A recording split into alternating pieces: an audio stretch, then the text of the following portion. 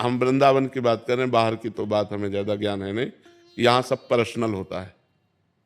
जैसे राधा वल्लभ जी तो पर्सनल, चाहे लाखों लोगों का भोजन हो, पर्सनल वहाँ सब। वहाँ रसोई में किसी का पात्र भी प्रवेश नहीं करेगा। बिहारी जी पर्सनल, राधा रमण जी पर्सनल। हाँ, जनरल गांव गली की बात हम नहीं कहते। बाहर जो जैसे ये धाम या पुरियों से बाहर का जैसे माहौल है, अभी जम्मू में रह रहे हैं तो वहां तो टेंट हाउस से बर्तन आते हैं, तो उसमें नॉन वेज भी बना नहीं होता है। नहीं नहीं नहीं, तो ऐसे में कोई प्रसाद दे? नहीं पाना चाहिए, नहीं पाना चाहिए। वो प्रसाद हुआ ही नहीं। अभक्ष भोजन का कहीं भगवान को भोग लगता है?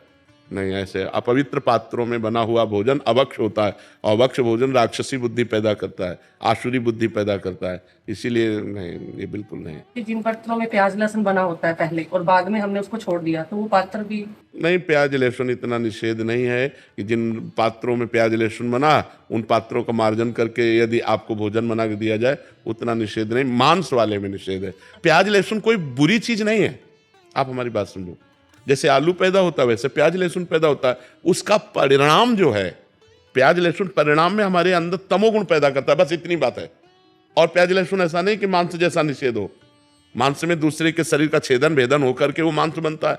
लेकिन प्याज लहसुन तो जैसे आलू है, गाजर है, मूली है, नीचे फल की तरह प्रकट हुआ है, बस वो तमोगुण प्रकट करता, बस, और कोई बात नहीं।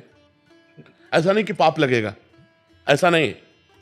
प्याज लहसुन तमोगुण प्रकट करता है, इसलिए भजन करने वाले को तमोगुण से रहित होकर सतोगुण तक पहुंचना है, तो उसको निषेध किया गया है कि प्याज लहसुन मत पाना, ये तमोगुण पैदा करता है, तमोगुण उत्पन्न करता है। क्रोध है, निद्रा है, आलस्य है, प्रमाद है, बुरा चिंतन है, ये इसको बढ़ावा देगा, इसलिए इसको रोका गया है। नहीं, ये ऐसा नहीं है कि मतलब इतना निषिद्ध है जैसे मांस निषिद्ध है, ऐसा नहीं।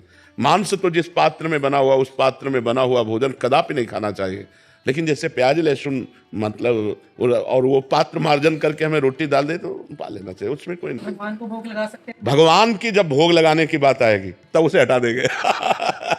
हम ये जनरल बोल रहे हैं, जैसे जनरल में लोग हैं ना, जनरल बोल। लेकिन जब भगवान की सेवा की बात आएगी तो हम उन पात्रों का प्रयोग ही क्यों करेंगे? हम तो पवित्र पात्रों का प्रयोग करके भगवान को भोग लगा के पाएंगे, भगवान का भोग नहीं लगा सकते।